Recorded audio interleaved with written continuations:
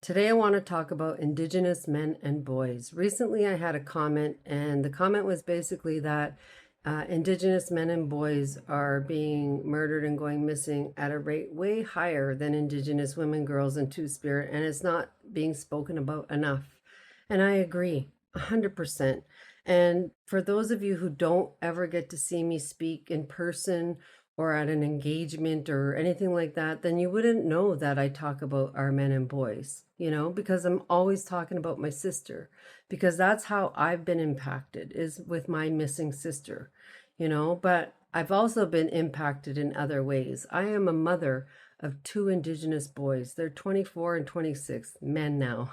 And, if I actually thought that they weren't being impacted by this and that I didn't need to do something, come on. I've been their mom all their lives. I'm not blind to it. I know it's happening, especially to them. And I see it and I say their names as well. I don't discriminate against if you're a male, female, two spirit. I don't care. I don't even care if you're Indigenous or not. Nobody deserves to be murdered. Nobody deserves to have a missing loved one. And that's what this is about. And I always tell people, I make these little red dresses.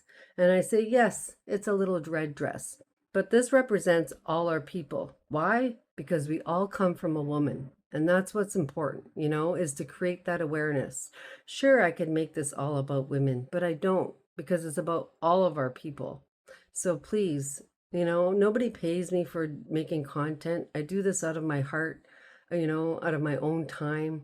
And I just want change. And that's what I'm going to keep doing. So please start supporting me instead of fighting at me. The lateral violence needs to stop and we need to start loving one another. No more stolen.